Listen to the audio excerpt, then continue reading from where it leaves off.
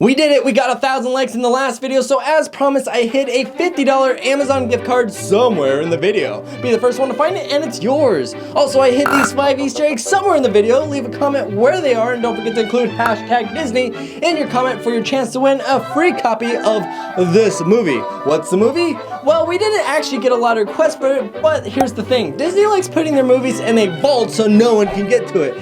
And they recently released this one, so today we're talking about everything you missed in Disney's movie, Lady and the Tramp. That's right, we're talking Easter eggs, hidden secrets, and even a few mistakes. No.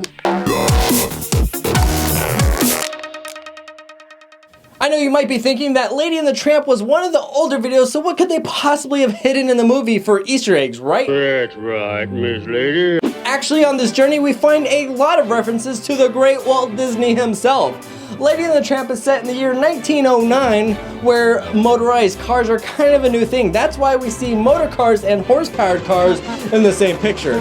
And the town the movie takes place in is based on Walt Disney's hometown, Merceline, Minnesota. Walt's hometown basically came into existence because of trains, and it was a refueling town for the trains. We already know Walt loves trains though, that's why we see trains several times in the movie. Fun fact is that Main Street in Disneyland was also modeled after Walt's hometown, and Disneyland was being built at the same exact time that Lady and the Tramp was being made. There's more connections to Walt Disney himself though. When Walt was about 10 years old, he used to deliver papers on his bicycle. Also, Walt Disney was a dog lover. You don't say! He had several dogs. One dog he had in particular would wait for him to get home every single day, and when he honked his horn, she would run up the driveway and follow him home.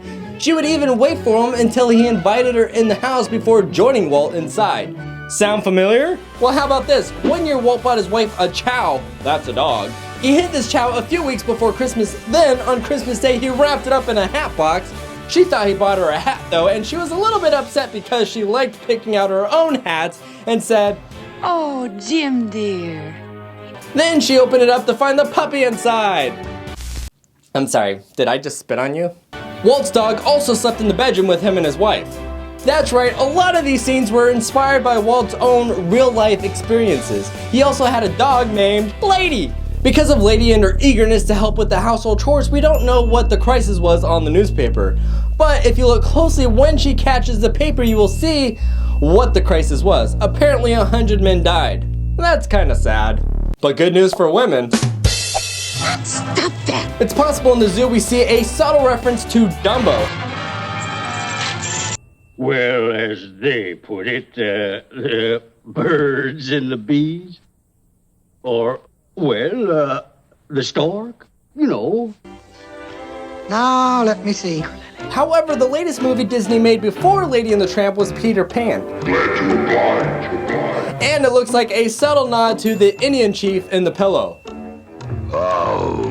Some undeniable names though that we see in the movie are of people who worked on Lady and the Tramp. In the window of the barbershop we see Joe Rinaldi, who is also one of the story artists. Tom's Cabin Opera House is a shout out to Tom Kodrick, one of the layout artists in animation. Ew, liver pills? When Tramp is running from the dog catcher, during the transition you can see briefly for just a moment it says Joe Rinaldi's shoes.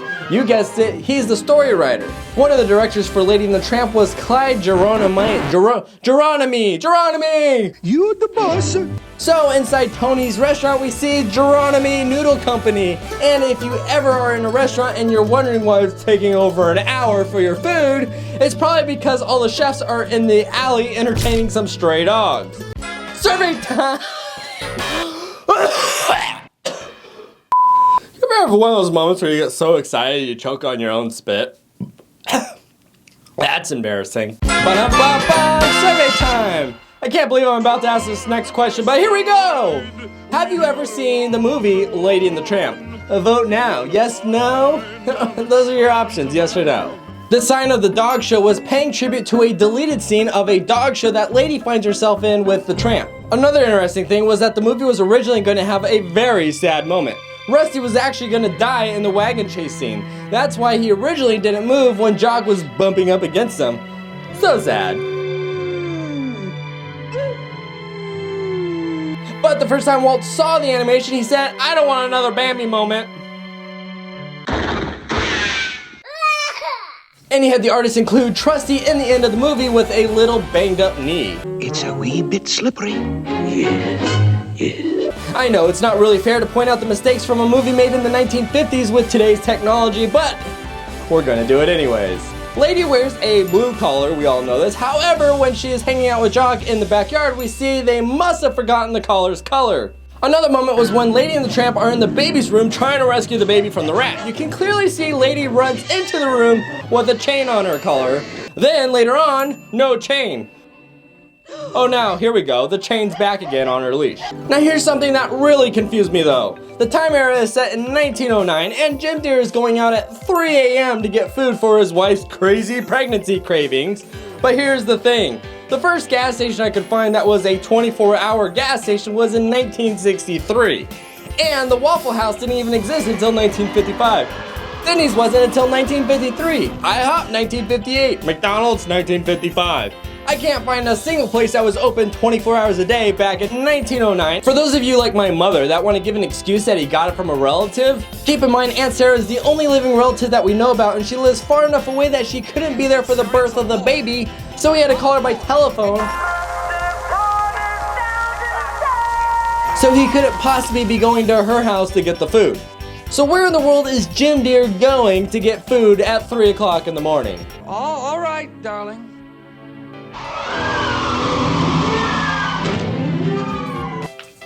There is one golden Easter egg though that even if you ask them that apparently even Disney doesn't know about.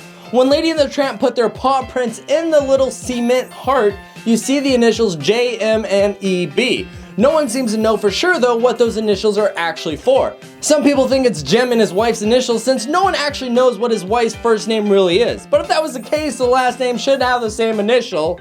And I don't think Jim Deere and his wife are running around town putting their names in concrete on the very first vacation they ever got from their baby. Now, several people online think that the initials are for two famous writers. J.M. Barrie is a famous writer who is most known for Peter Pan. And E.B. White is another famous writer who brought us the story of Charlotte's Web. What do you think? Do you have any other cool ideas of what the initials are for? If I showed you an Easter egg that you've never seen before in your life, let me know by clicking that like button. Let me know what movie you want to talk about next, and subscribe so you don't miss our next adventure. Click the little bell so you don't miss out on the giveaways also. But remember, most importantly of all, gents and gentlets, share a smile. They are contagious. Hey, Nerdy Nate, trust test. Are you serious? How am I supposed to catch you when I'm holding the camera? Hey, share a smile. They're contagious. Can you imagine a day without smiling? Whew, that would be outrageous. Thanks for stopping by and hanging out with Crazy Nate. Make sure to leave a thumbs up if he left you feeling great. Have fun and we'll see you next time. And don't forget to subscribe.